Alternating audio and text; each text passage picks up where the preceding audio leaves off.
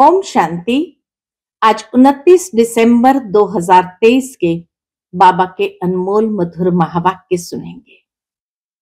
आज निरहंकारी बाबा अपने बच्चों को बहुत सुंदर निरहंकारी बनने की शिक्षा दे रहे हैं। बाबा कहे, मैं तुम बच्चों का मोस्ट ओबीडियंट सर्वेंट हूं। तुम बच्चे तो मेरे मालिक हो। मैं तुम बच्चों को नमस्ते करता हूं। और इसीलिए बाबा कहे, तुम्हें भी बाप समान बनना है। मैं तुम बच्चों से अपनी पूजा नहीं करवाता हूं। मैं तुम बच्चों को यही शिक्षा देता हूं कि बच्चे, तुम भी सच्चे सच्चे खुदाई खिदमतगार बनो। प्रश्नों में मूंझना छोड़ दो। मन मना भव होकर बाप और वर्षे को याद करो। जो खुदाई खिदमतगार बच्चे हैं, बाबा को कौन सी मदद करते हैं? तो बाबा कहे, अपने पवित्रता की धारणा की मदद बाबा को चाहिए। तो सुनते हैं आज के बाबा के अनमोल मधुर महावाक्य। ओम शांति। मीठे बच्चे, प्रश्नों में मूंझना छोड़ मन मना भव रहो। बाप और वर्षे को याद करो। पवित्र बनो और बनाओ। आज की मुरली से प्रश्न है, शिव बाबा तुम बच्चों से अपनी पूजा नहीं करवा सकते हैं, क्यों? उत्तर है, बाबा कहते, मैं तुम बच्चों का मोस्ट ओबीडियंट सर्वेंट हूं।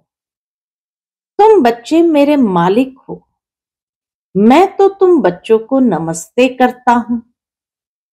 बाप है निरहंकारी। बच्चों को भी बाप समान बनना है। मैं तुम बच्चों से अपनी पूजा कैसे करवाऊंगा? मेरे पैर भी नहीं है जिसको तुम धुलाई करो। कितना बाबा रमणीकता से कहते हैं, मैं पूजा इसलिए नहीं करवा सकता हूं क्योंकि मेरे पैर ही नहीं जिसको तुम धुलाई करो। तुम्हें तो खुदाई खिदमतगार बन विश्व की सेवा करनी है। आज की मुरली से पहले गीत बजा है, निर्बल से लड़ाई बलवान की। ओम शांति। निराकार शिव भगवान उवाच। शिव बाबा निराकार है और आत्माएं जो शिव बाबा कहती है वह भी असल में निराकार है। निराकारी दुनिया में रहने वाले हैं। यहां पाठ बजाने के लिए साकार बने हैं। अब हम सबको तो पैर है, श्री कृष्ण को भी पांव है। पैर पूजते हैं ना। शिव बाबा कहते हैं, मैं तो हूं ओबीडियंट। मेरे पैर है नहीं जो तुमसे पैर धुलवाऊं व पूजा करवाऊं। सन्यासी पैर धुलाते हैं ना। गृहस्थी लोग जाकर उनके पैर धोते हैं। पैर तो मनुष्य के हैं। शिव बाबा को पैर ही नहीं है। क्यों? क्योंकि वह अव्यक्त है। व्यक्त स्वरूप उन्हें है ही नहीं। शिव बाबा को पैर ही नहीं है जो तुमको पैर की पूजा करनी पड़े। यह है पूजा की सामग्री। बाप कहते हैं, मैं तो ज्ञान का सागर हूं। मैं अपने बच्चों से कैसे पैर धुलवाऊंगा? बाप तो कहते हैं, वंदे मातरम। कितना निरहंकारी बाबा हम बच्चों से कहते हैं, वंदे मातरम। माताओं को फिर क्या कहना है? हाँ, खड़े होकर कहेंगे, शिव बाबा नमस्ते। ब्रह्मा बाबा सिखाते हैं कि तुम्हें भी शिव बाबा को नमस्ते करना है। कैसे? खड़े होकर। तो बाबा कहे, हाँ, खड़े होकर कहेंगे, शिव बाबा नमस्ते। जैसे सलाम वालेकुम कहते हैं ना, सो भी बाप को पहले नमस्ते करना पड़ता है।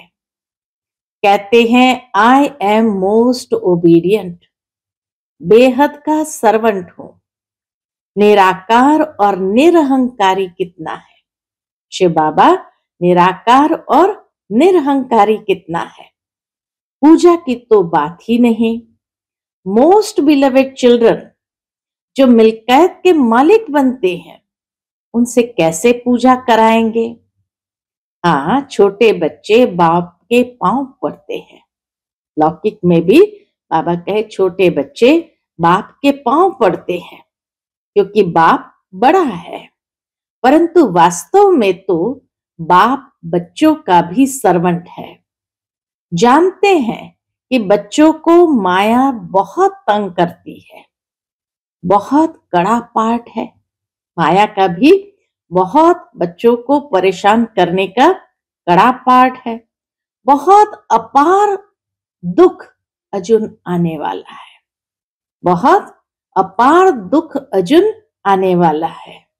ये सारी बेहद की बात है। कोई हद की बात बाबा नहीं करते, बेहद की बात करते। तब ही बेहद का बाप आते हैं। बाप कहते हैं दाता तो मैं एक ही हूं, अन्य किसी को भी दाता नहीं कह सकते। बाप से सब मांगते हैं।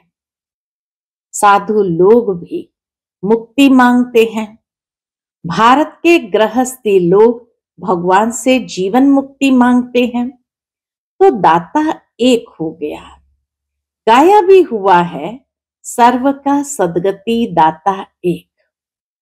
साधु लोग जब खुद ही साधना करते हैं तो औरों को फिर गति सदगति कैसे दे सकते हैं।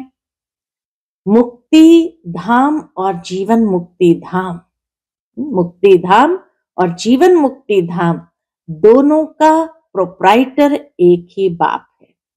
दोनों का मालिक एक ही बाप है। वह अपने समय पर आते हैं एक ही बार, और सभी जन्म मरण में आते रहते हैं। ये एक ही बार आते हैं जबकि रावण का राज्य खत्म होना है। एक ही बार बाबा आते हैं जबकि रावण का राज्य खत्म होना होता है। उसके पहले आ नहीं सकते। ड्रामा में पार्ट ही नहीं। बाबा को आना है एक ही बार। ड्रामा में बाबा कहे पार्ट ही नहीं पहले आने का। तो बाप कहते हैं तुमने मेरे द्वारा मुझे अब पहचाना है। मनुष्य नहीं जानते तो सर्वव्यापी कह दिया है। अभी तो है रावण राज्य। भारतवासी ही रावण को जलाते रहते हैं, तो सिद्ध है रावण राज्य भारत में है, राम राज्य भी भारत में है। यह बातें राम राज्य स्थापन करने वाला ही समझाते हैं कि कैसे अब रावण राज्य है। ये कौन समझाते हैं। निराकार शिव भगवान वाच। आत्मा को शिव नहीं कहेंगे। आत्माएं हैं सब शालिग्राम। शिव एक को ही कहा जाता है।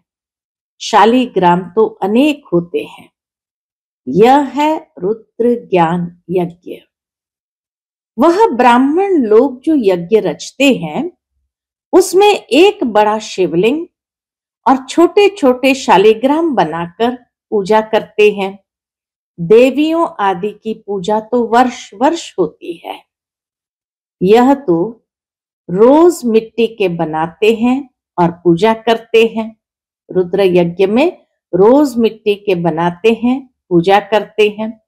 रुद्र का बड़ा मान होता है। शालिग्राम कौन है वह तो जानते नहीं। तुम शिव शक्तियां सेना पतितों को पावन बनाती है। बाबा कहे तुम शिव शक्ति सेना पतितों को पावन बनाती हो। शिव की पूजा तो होती है, शालिग्राम कहां जाए। तो बहुत मनुष्य रुद्र यज्ञ रच शालिग्रामों की पूजा करते हैं। शिव बाबा के साथ बच्चों ने भी मेहनत की है ना। शालिग्राम की पूजा क्यों होती है तो बाबा कहे शिव बाबा के साथ बच्चों ने भी मेहनत की है ना, शिव बाबा के मददगार है। उन्हों को कहा जाता है खुदाई खिदमतगार। खुद निराकार भी जरूर कोई शरीर में आएंगे ना। स्वर्ग में तो खिदमत की दरकार नहीं। शिव बाबा कहते हैं देखो ये मेरे खिदमतगार बच्चे हैं। नंबरवार तो है ना, बाबा के सभी बच्चे खिदमतगार बच्चे हैं। हाँ, उसमें नंबरवार जरूर है। सबकी पूजा तो कर न सके, ये यज्ञ भी भारत में ही होते हैं। ये राज बाप ही समझाते हैं। वह ब्राह्मण लोग व सेठ लोग थोड़ी जानते हैं। वास्तव में यह है रुद्र ज्ञान यज्ञ। बच्चे पवित्र बन भारत को स्वर्ग बनाते हैं। ये बड़ी हॉस्पिटल है, यह बड़ी हॉस्पिटल है जहां योग द्वारा हम एवर हेल्दी बनते हैं। बाप कहते हैं मुझे याद करो। देह अहंकार पहला नंबर विकार है जो योग तोड़ता है। देह अहंकार ही बाबा कहे नंबर 1 विकार है जो बच्चों का योग बाबा से तोड़ देता है। बॉडी कॉन्शियस होते हो, बाप को भूलते हो, तब ही फिर और विकार आ जाते हैं। ये योग निरंतर लगाना बड़ी मेहनत है। मनुष्य श्री कृष्ण को भगवान समझ उनकी पूजा करते हैं, परंतु वो पतित पावन तो है नहीं जो उनके पैर पूजे जाए। श्री कृष्ण पतित पावन तो है नहीं जो उनके पैर पूजे जाए। शिव तो है ही बिगर पांव, वह तो आकर माताओं का सर्वेंट बनते हैं और कहते हैं बाप और स्वर्ग को याद करो तो फिर तुम 21 जन्म राज्य करेंगे। 21 पीढ़ी गाई हुई है और धर्म में नहीं गाई जाती। किसी भी धर्म वाले को 21 जन्म स्वर्ग की बादशाही नहीं मिलती है। यह भी ड्रामा बना हुआ है। देवता धर्म वाले जो और धर्म में मिक्स हो गए हैं वह फिर निकल आएंगे। स्वर्ग के सुख तो अपरंपार है। नई दुनिया नए मकान में अच्छा सुख होता है। थोड़ा पुराना होने से कुछ न कुछ दाग हो जाते हैं, फिर रिपेयर किया जाता है।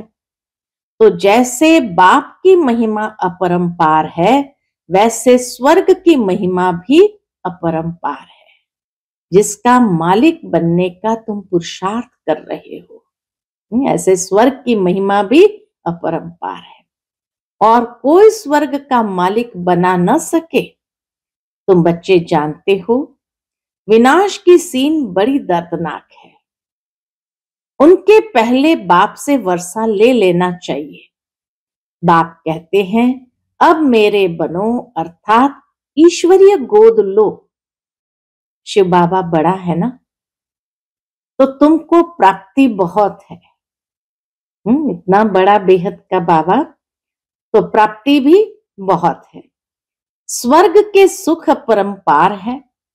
नाम सुनते ही मुख पानी होता है।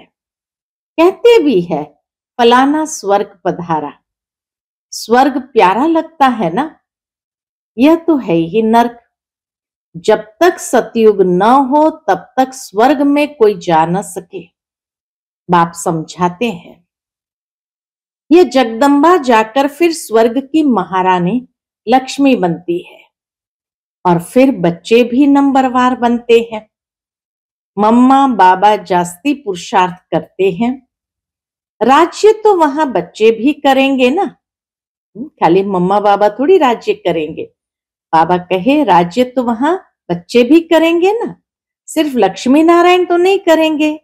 तो बाप आकर मनुष्य से देवता बनाते हैं, पढ़ाते हैं। अगर कहते श्री कृष्ण बनाते हैं तो फिर श्री कृष्ण को तो ले गए हैं द्वापर में। द्वापर में तो देवता होते नहीं। सन्यासी कह न सके कि हम स्वर्ग जाने के लिए रास्ता बताते हैं। उसके लिए तो भगवान चाहिए। कहते हैं मुक्ति जीवन मुक्ति के द्वार कलयुग के अंत में खुलेंगे। यह है रुद्र ज्ञान यज्ञ। मैं हूं शिव, बाबा कहे मैं हूं शिव रुद्र और यह है शालिग्राम। शिव बाबा कहे मैं हूं शिव रुद्र और यह है शालिग्राम। यह सब शरीरधारी है। मैंने शरीर का लोन लिया हुआ है। ये सब ब्राह्मण है। ब्राह्मण बिगर ये ज्ञान कोई में होता नहीं, शूद्र में भी नहीं है। सतयुग में देवी देवताएं तो पारस बुद्धि थे, जो बाप ही अब बनाते हैं। ऐसे पारस बुद्धि पारसनाथ ही बनाएंगे। सन्यासी किसको पारस बुद्धि बना न सके। भल खुद पवित्र है, सन्यासी खुद पवित्र है, फिर भी बीमार हो पड़ते हैं। स्वर्ग में कभी बीमार नहीं पड़ेंगे, वहां तो अपार सुख है। इसलिए बाप कहते हैं पूरा पुरुषार्थ करो। रेस होती है ना, यह है रुद्र माला में पिरोने की रेस। अहम आत्मा को दौड़ी लगानी है, किसमें? योग में। बाबा कहे अहम आत्मा को दौड़ी लगानी है योग की। जितना योग लगाएंगे तो समझेंगे यह तीखा दौड़ रहा है। उनके विकर्म विनाश होते जाएंगे। तुम उठते बैठते चलते फिरते यात्रा पर हो। बुद्धि योग की ये बहुत अच्छी यात्रा है। तुम कहते हो ऐसे स्वर्ग के अपरंपार सुख पाने के लिए पवित्र क्यों नहीं रहेंगे? जरूर रहेंगे। हमको माया हिला नहीं सकती। प्रतिज्ञा करनी होती है। अंतिम जन्म है, मरना तो है ही, तो क्यों नहीं बाप से वर्षा ले लेवे। कितने बाबा के बच्चे हैं, प्रजापिता है तो जरूर नई रचना रचते हैं। प्रजापिता ब्रह्मा बाबा है तो जरूर शिव बाबा आकर उनके द्वारा नई रचना रचते हैं। नई रचना होती है ब्राह्मणों की। ब्राह्मण है रूहानी सोशल वर्कर। देवता तो प्रारब्ध भोगते हैं। तुम भारत की सर्विस करते हो, इसलिए तुम ही स्वर्ग के मालिक बनते हो। भारत की सर्विस करने में सबकी सर्विस हो जाती है। भारत की सर्विस करते हैं तो जैसे सारे विश्व की सर्विस हो जाती है। तो यह है रुद्र ज्ञान यज्ञ। रुद्र शिव को कहा जाता है, न कि श्री कृष्ण को। श्री कृष्ण तो सतयुग का प्रिंस है, वहां ये यज्ञ आदि होंगे नहीं। अभी है रावण राज्य, ये खलास होना है, फिर कभी रावण बनाएंगे ही नहीं। सतयुग त्रेता में कोई रावण को बनाता ही नहीं है। बाप ही आकर इन जंजीरों से छुड़ाते हैं। इस ब्रह्मा को भी जंजीरों से छुड़ाया ना। शास्त्र पढ़ते पढ़ते क्या हालत हुई है। तो बाप कहते हैं अब मुझे याद करो। बाप को याद करने की हिम्मत नहीं है। कई बच्चों को बाप को याद करने की हिम्मत नहीं है, पवित्र रहते नहीं। क्यों हिम्मत नहीं है? कारण पवित्र रहते नहीं, फालतू प्रश्न पूछते रहते हैं। तो बाप कहते हैं मन मना भव। प्रश्नों में मूंझो नहीं, मन मना भव हो जाओ। अगर किसी भी बात में मूंझते हो तो उसको छोड़ दो, मन मना भव। ऐसे नहीं कि प्रश्न का रिस्पॉन्स नहीं मिला तो पढ़ना ही छोड़ दो। वैसे तो जो भी मन के अंदर प्रश्न उत्पन्न होते हैं, दूसरे दिन की मुरली में बाबा का उत्तर मिल ही जाता है, अगर ध्यान से सुनते हैं तो। लेकिन बाबा कहे अगर नहीं भी मिला तो ये नहीं कि पढ़ना छोड़ दो। कहते हैं भगवान है तो रिस्पॉन्स क्यों नहीं देते? बाप कहते हैं तुम्हारा काम है बाप और वर्षे से और बातों में जाना नहीं। चक्र को भी याद करना पड़े, वह भी त्रिमूर्ति और चक्र दिखाते हैं। लिखते हैं सत्यमेव जयते, परंतु अर्थ नहीं समझते। तुम समझा सकते हो। क्या समझा सकते हो? शिव बाबा को याद किया तो सूक्ष्म वतनवासी ब्रह्मा विष्णु शंकर भी याद आएंगे और स्वदर्शन चक्र को याद करने से विजयंती हो जाएंगे। जयते माना माया पर जीत पहनेंगे। कितनी समझ की बात है। यहाँ कायदे हैं। क्या कायदे हैं? हंसों की सभा में बगुले बैठ न सके। बीके जो स्वर्ग की परी बनाती है उन पर बड़ी रिस्पॉन्सिबिलिटी है। पहले जब कोई आते हैं तो उनसे हमेशा ये पूछो आत्मा के बाप को जानते हो? पूछो। प्रश्न जो पूछते हैं तो जरूर जानते होंगे। सन्यासी आदि ऐसे कभी नहीं पूछेंगे, वह तो जानते ही नहीं। तुम तो प्रश्न पूछेंगे बेहद के बाप को जानते हो? पहले तो सगाई करो। ब्राह्मण का धंधा ही यह है। बाप कहते हैं ये आत्माएं मेरे साथ योग लगाओ क्योंकि मेरे पास आना है। सतयुगी देवी देवताएं बहुत काल से अलग रहे हैं तो पहले पहले ज्ञान भी उनको ही मिलेगा। लक्ष्मी नारायण ने 84 जन्म पूरे किए हैं तो उनको ही पहले ज्ञान मिलना चाहिए। मनुष्य सृष्टि का जो झाड़ है उसका पिता है ब्रह्मा और आत्मा का पिता है शिव। तो बाप और दादा है ना, तुम हो उनके पौत्रे, उनसे तुमको ज्ञान मिलता है। बाप कहते हैं मैं जब नरक में आऊं तब तो स्वर्ग रचूं।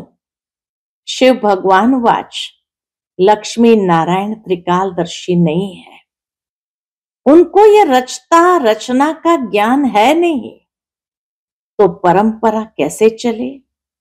कई समझते हैं यह तो सिर्फ कहते रहते हैं मौत आया कि आया, होता तो कुछ नहीं है। इस पर एक मिसाल भी है ना। उसने कहा शेर आया परंतु शेर आया नहीं। आखिर एक दिन शेर आ गया, बकरियां सब खा गया। यह बातें सब यहां की है। एक दिन काल खा जाएगा, फिर क्या करेंगे? भगवान का कितना भारी यज्ञ है। परमात्मा के सिवाय तो इतना बड़ा यज्ञ कोई रच न सके। ब्रह्मावंशी ब्राह्मण कहलाकर पवित्र न बना तो ये मरा। शिव बाबा से प्रतिज्ञा करनी होती है। मीठे बाबा, स्वर्ग का मालिक बनाने वाला बाबा, मैं तो आपका हूं, अंत तक आपका होकर रहूंगा।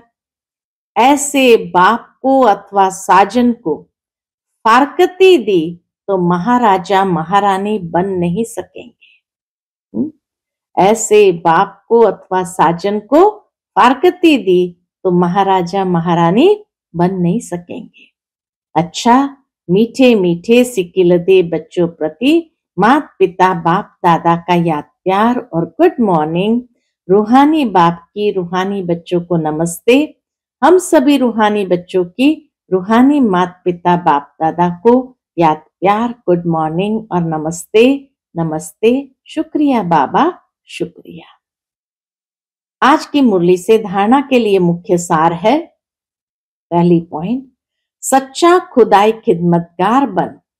भारत को स्वर्ग बनाने में बाप को पवित्रता की मदद करनी है। रूहानी सोशल वर्कर बनना है। दूसरी पॉइंट, किसी भी प्रकार के प्रश्नों में मूंझकर पढ़ाई नहीं छोड़नी है। प्रश्नों को छोड़ बाप और वर्षे को याद करना है। प्रश्नों को छोड़ दो, पढ़ाई को नहीं छोड़ो। आज का बाप दादा का मधुर वरदान हम बच्चों के प्रति है, हदों से पार रह, सबको अपनेपन की महसूसता कराने वाले अनुभवी मूर्त भव।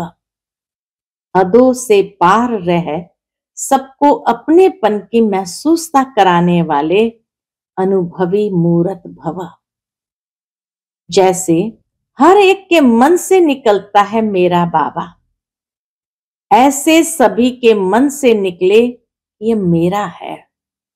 बेहद का भाई है या बहन है, दीदी है, दादी है, कहां भी रहते हो लेकिन बेहद सेवा के निमित्त हो।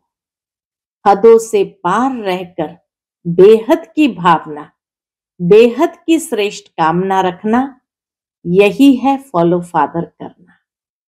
अभी इसका प्रैक्टिकल अनुभव करो और कराओ। वैसे भी अनुभवी बुजुर्ग को पिताजी, काकाजी कहते हैं। ऐसे बेहद के अनुभवी अर्थात सबको अपनापन महसूस हो। आज का स्लोगन है, उपराम स्थिति द्वारा उड़ती कला में उड़ते रहो तो कर्म रूपी डाली के बंधन में फंसेंगे नहीं। उपराम स्थिति द्वारा उड़ती कला में उड़ते रहो तो कर्म रूपी डाली के बंधन में फंसेंगे नहीं। अच्छा, ओम शांति।